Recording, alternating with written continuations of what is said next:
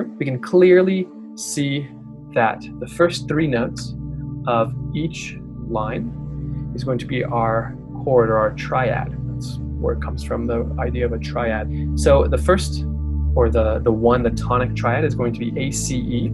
The second scale degree, or our supertonic, is going to be B, D, and F, which, if you're not familiar with the little circle, that just means diminished. So it's our 2 diminished chord. Now our 3 chord is going to start here and be C, E, and then a G of some kind, depending on the scale, either natural or harmonic. If it's going to be a harmonic version, it's going to be raised. So we're going to have a G that's raised to a G sharp. And then in our 4 chord, we're going to have D, F, and A. Our 5 chord is going to be, depending on the natural or harmonic version, we're going to have either a G if it was natural here, or a G sharp if it was the harmonic version. And then our 6th chord is going to be F, A, C. And finally, our 7th chord, depending on if it was the natural version or the harmonic version, we would have G, B, D for the natural, or G sharp, B, D for our 7 diminished chord if we were writing in the harmonic minor version. So those are the triads to work with, and oftentimes I have students go through and play them on the keyboard to make sure they can actually feel and hear what's happening. Now, if we were to look at chord progressions and context, what we can do is look at our 1 chord, which is here. And from our 1 chord, just like in our major series, we can actually go anywhere. So that's the fun thing about 1. Once you land on 1, you can go anywhere. And by anywhere, I mean any of the 7 chords that we have, 1, 2, 3, 4, 5, 6, or 7. So if we were to go as far away as we possibly could, just like we did with our major, let's go to our 3. And this time, let's take a different path. So let's go from our 1 to our 3, but this time, why don't we go to our 6th chord? We follow this here. You either go to 6 or 4, but I'm going to choose to go from our 3 to our 6. And then from here, we could either skip over and go to 5 or 7, or we can go to the 4 or the 2 diminished.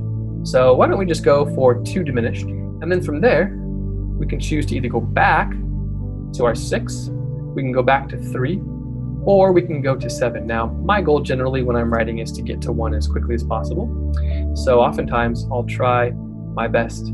It's like kind of like playing on a game board. You want to get to past go or get to the finish line as quickly as possible. So I want to go from the 2 diminished to our 5, and then ultimately back to our 1. So this was a bit of a longer progression. Oftentimes chord progressions will be made up of 3 chords. If you look down here, you can see 1, 4, 1. It's a short chord progression, or 1, 4, 5. And then we have 1, 4, 5, 1, 1, 4, 7. These are some possibilities, right?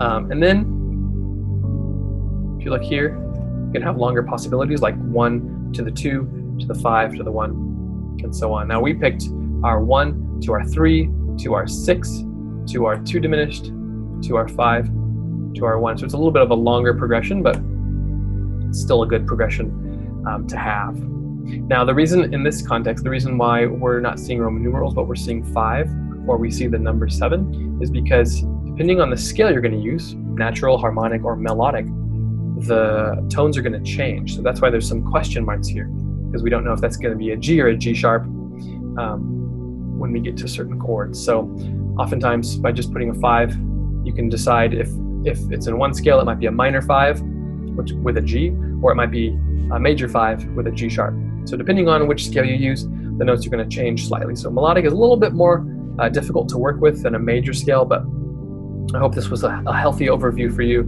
And if you have any questions, please reach out. I'd love to go more in depth into the minor scales. But I hope you enjoyed this video, and we'll have some more coming your way pretty soon.